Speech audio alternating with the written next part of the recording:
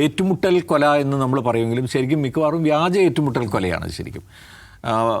ഇപ്പോൾ ഇദ്ദേഹത്തെ തന്നെ നമ്മൾ പറയുകയാണെങ്കിൽ ഇങ്ങോട്ട് വെടിവെച്ചപ്പോൾ തിരിച്ച് അങ്ങോട്ട് 3 ബുള്ളറ്റ് പായിച്ചു, അതുകൊണ്ട് അദ്ദേഹം കൊല്ലപ്പെട്ടു എന്നാണ് വിശദീകരണം നൽകുന്നത്. ഈ കമലേഷ് ബിന്ദ് എന്ന് പറയുന്ന ആൾ, അദ്ദേഹം അവിടെ ഈ നവനീത് റായ് എന്ന് പറയുന്ന ഒരാൾ കൊല്ലപ്പെട്ട കേസിലെ ഒന്നാമത്തെ പ്രതി വേറെ ആരോ ആണ്. അതും കൂടിയാണ് സഞ്ജയ് നിഷാദ് പറയുന്നത് കേട്ടോ.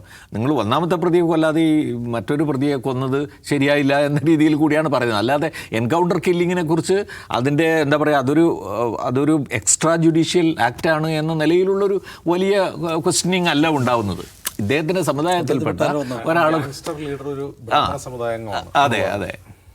അതെ. അപ്പോൾ അതിൻ്റേതായിട്ടുള്ള ഒരു സംഗതിയാണ് വരുന്നത്. പക്ഷേ ഞാൻ പറയുന്നത് എന്താ വെച്ചാൽ, ഇത് അത് അവിടുത്തെ യുപിയിൽ ഇദ്ദേഹം കൊണ്ടുവന്നിട്ടുള്ള വലിയൊരു ആയുധമാണ് എൻകൗണ്ടർ കില്ലിങ്സ് എന്ന് പറഞ്ഞാൽ. ഭയപ്പെടുത്താനും സമുദായങ്ങളെ പേടിപ്പിക്കാനും ഒക്കെ ആയിട്ട്, എന്ന് വെച്ചാൽ നിലക്ക് വരച്ച വരയിൽ നിർത്താൻ ഒക്കെ വേണ്ടിയിട്ട് കൊണ്ടുവന്നിട്ടുള്ള വലിയൊരു ആയുധമാണ് യോഗി ആദിത്യനാഥ് കൊണ്ടുവന്നിട്ടുള്ള ഒരു സംഗതിയാണ്. അതിൻ്റെ പേരിലാണ് പലപ്പോഴും പല തരത്തിലുള്ള എന്താ പറയുക, ഇവർക്ക് മറച്ചു വയ്ക്കേണ്ടതായിട്ടുള്ള പല സംഗതികൾ. ഇപ്പോൾ ഇവിടെ മാത്രമല്ല, നമുക്കറിയാം ഗുജറാത്തിലും ഇതേ സംഗതി തന്നെയാണല്ലോ കാര്യമായിട്ട് പ്രയോഗിച്ചത്.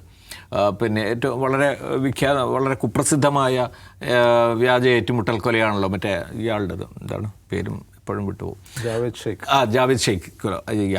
അപ്പോൾ നമ്മുടെ ഇപ്പോൾ ആഭ്യന്തരമന്ത്രിയായിരിക്കുന്ന അമിത്ഷാ ഉൾപ്പെടെ ജയിലിൽ പോകേണ്ടി വന്ന കേസും കൂടിയാണ്. അപ്പോൾ അത്രയധികം BJPയുടെ കോർ ഐഡിയകളിലൊന്നാണ് ഈ എൻകൗണ്ടർ കില്ലിംഗ് എന്ന് പറയുന്നത്. അത് നമ്മൾ എന്തെങ്കിലും വിമർശനം കൊണ്ടോ ഒക്കെ തന്നെ ഒന്നും ഇല്ലാതാവും എന്ന് നമ്മൾ വിചാരിച്ചിട്ടേ കാര്യമില്ല.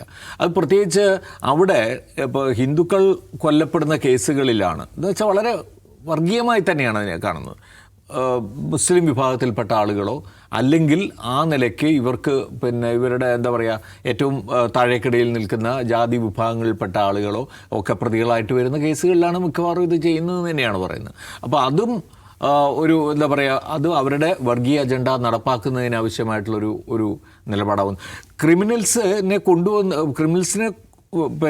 ക്രിമിനൽസോ അല്ലെങ്കിൽ ആ കുറ്റം ആരോപിക്കപ്പെടുന്ന ആളുകളെ കൊണ്ടുവന്ന് ഏതെങ്കിലും സ്ഥലത്ത് കൊണ്ടുപോയിട്ട് വെടിവെച്ച് കൊല്ലുക തന്നെയാണ് ചെയ്യുന്നത്. എന്നിട്ട് അവർ ഇങ്ങോട്ട് ആക്രമിക്കാൻ വന്നപ്പോൾ പ്രതിരോധിക്കുകയായിരുന്നു എന്നുള്ളൊരു നറേറ്റീവ് ഉണ്ടാക്കിയെടുക്കുകയും ചെയ്തതാണ്, ഒരു വ്യാജ നറേറ്റീവ് ഉണ്ടാക്കിയെടുക്കുകയും ഇത് തന്നെയാണ് ചെയ്യുന്നത്. ഈ 17,043 കേസുകൾ എന്ന് പറയുന്നത് അതിൽ ഭൂരിഭാഗവും ഇങ്ങനെ തന്നെയാണ്, വ്യാജമായി സൃഷ്ടിച്ച ഒരു എൻകൗണ്ടർ ഒരു സാഹചര്യം ഉണ്ടാക്കുക. ഇതിനെക്കുറിച്ച് ഒരുപാട് സാധനങ്ങൾ എഴുതപ്പെടുകയും ചർച്ച ചെയ്യപ്പെടുകയും ചെയ്തതാണല്ലോ. കോടതികളിൽ ഒരുപാട് വന്നു. ഇതെല്ലാം സംഭവിച്ചിട്ട് പോലും ഇതില്ലാതാവുന്നില്ല എന്നുള്ളത് എന്താണ് അതിൻ്റെ കാര്യം? അത് BJP അവരുടെ ഒരു കോർ ഐഡിയ ആയിട്ട് കാണുന്ന ഒരു സാധനമാണ്. അവരുടെ എന്താ പറയുക, ഈ ഒരു ഫാസിസ്റ്റ്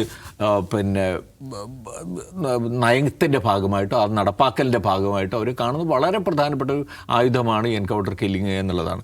അതാണ് നടന്നുകൊണ്ടിരിക്കുന്നത്. UP അതിന് ഈ കഴിഞ്ഞ 10 വർഷം കൊണ്ട് അതിനു മുമ്പുള്ള വർഷങ്ങളിൽ ഇപ്പോൾ ഒരുപക്ഷെ സമാജ്വാദി പാർട്ടിയുടെയൊക്കെ സമയത്ത് എന്താ പറയുക, അക്രമങ്ങളില്ലാതിരുന്നിട്ടില്ല, അല്ലെങ്കിൽ ഗുണ്ട സംഘങ്ങളുടെ ഏറ്റുമുട്ടലുകളില്ലാതിരുന്നിട്ടില്ല. വലിയ തോതിലുള്ള ക്രമസമാധാന പ്രശ്നങ്ങളും ഒക്കെ ഉണ്ടായിട്ടുണ്ട്. അതൊക്കെ ശരിയാണ്. പക്ഷേ ഏറ്റവും കൂടുതൽ ഈ എൻകൗണ്ടർ കില്ലിംഗ് എന്ന് പറയുന്ന സംഗതി നടപ്പിൽ വരുന്നതും അത് ഒരു ഉപാധിയായിട്ട് കാണുന്നതും ഈ സർക്കാരാണ്, യോഗി ആദിത്യനാഥ് സർക്കാരാണ്. അത് അതിനോടുള്ള ഒരു വലിയ എതിർപ്പ് എന്നൊന്നും പറയാനില്ലെങ്കിലും മന്ത്രിസഭയ്ക്കുള്ളിൽ നിന്ന് ഇങ്ങനെയൊരു സ്വരം ഉയർന്നു വന്നതിനെ നമ്മൾ പോസിറ്റീവായി കാണണം, അത്രമാത്രം.